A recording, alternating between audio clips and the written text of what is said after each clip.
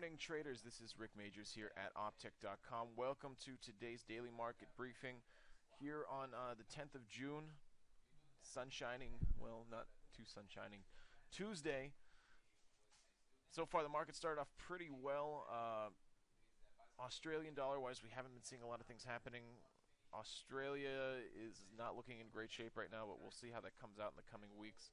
I'd be looking to trade it down towards the end of the month as things continue on. But on the overall, I haven't seen anything overly proportionate to their usual growth patterns. So what I would expect is for there to be a contraction this month, economics-wise, and we should be seeing them probably head downwards in their currency. Again, not a lot really happening so far today. What we can really look forward to right now is that at 9:30 a.m. GMT here in London, we're going to be having the manufacturing production. All right, we are expecting a slight contraction here, so no worries. But coming down today, again, not a lot of really important things happening market-wise. What I would be more interested in is really what's going to be happening tomorrow, which is the claimant count change that you can see here, and the unemployment rate as well. These are the things that are really going to be important for people who are trading British pound. The unemployment rate is the real big deal, and it's going to be the next big deal for a couple of years right now in Britain, as the re-examination of the immigration policy and what the British job market really looks like for people who, of course, argue towards native persons who were born in Britain and grew up here, complain that they're not getting jobs because people are allowed to come into the country. People like me, where I came from the United States, but people are coming from all over the world, from the Middle East, from other places like Australia, from New Zealand as well, because there is a job market here. There is a very lucrative market here. People are looking to do things like banking, trading, real estate markets. Anyone who is a broker can always find a job here. So there's a lot really going on in terms of the argument of who really should be getting preference towards these jobs. Someone who has grown up their entire life here and has a family that pays taxes and owns property here versus the guy who just got off the boat or in 2014 off the plane and wants to just get a job here. Who should that go to? And who should have preference? And should there be a priority depending on what your status is? This is something that people who are trading locally here in Britain are going to have a large and very impactful reaction to. So expect movements from that, and a lot of movements. As you can see, it's slated to actually go down by 0.1%. All right, and more that this unemployment rate goes down is more and more that we're actually starting to see people less and less worried about it. Because if there is no real unemployment, then who cares? But the fact that there is a good near 7% right now. Unemployment rate is telling people that there's a good part and a very good chunk of this is local native British citizens who were born here and grew up here, who are simply not able now to get jobs because of immigrants who have either higher educations, better skills in that field and things like that, and they're losing out on the opportunity.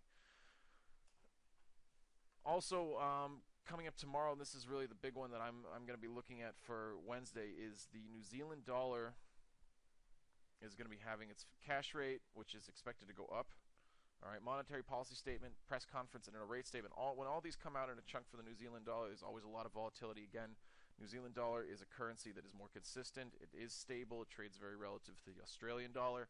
You have a lot of things you can do with this, and again, because it's a bit more steady in the trends that it shows, there's not too many outside factors there. You're not going to get some guy from the States trading on the New Zealand dollar in a lot of cases. So there's not a lot of outside factors, not like you would have with the dollar, not like you would have with the euro. So it's a lot more steady. And what that means is that when you catch a good trend, you catch a good trend. You can make money off of that very easily. New Zealand dollar, US dollar, New Zealand dollar, Australian dollar are much more stabler than some of their counterparts when trading against dollar, euro, pound, and so on. So keep an eye out on that. If you are going to be up at 10 p.m. London time, great. It's a great opportunity for trading. And then that leads us basically into Thursday, where again we have a whole slew of things going on, from employment change and unemployment rate, 2:30 a.m. here in London, starting off the day, and then coming up to 1:30 p.m. we already have core retail sales, the retail sales and unemployment claims in the U.S. market. And then coming up at 11 p.m., you have Carney is going to be speaking. I haven't yet ascertained exactly why he's decided to speak at 11 o'clock at night, but oh, it's right, it's the Mansion House dinner. So this is going to be more of an informal speech, but what I can promise you from this is that he's going to be slipping little hints in there as what they're planning to do, especially with rate reductions. Interest rates are the name of the game right now when it comes to financial speeches, and it's something that definitely every single person should be aware of. 4:15 p.m., those of you who do trade on the Canadian dollar, the Governor Paul is going to be speaking as well. Canada's been in a bit of a rough patch for the past couple of months. There also has been people getting laid off across the country from a whole slew of different industries, so he's going to have plenty of things to talk about. If you are interested in trading the Canadian dollar, it's another one that, while it is not as volatile as other currencies, it is more stable, so it's definitely something for longer term trades as well if you want to take something on it.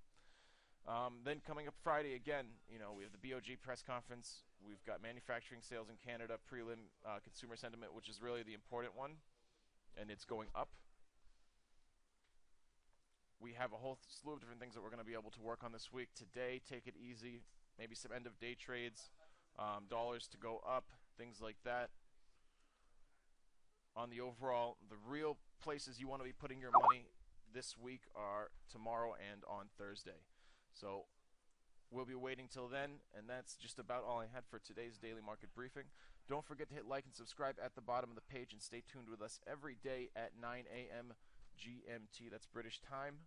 You can contact me if you'd like over at rick.majors.opteck on Skype or rick.majors@opteck.com if you have any further questions or comments. And as usual, stay calm, stay steady, and happy trading.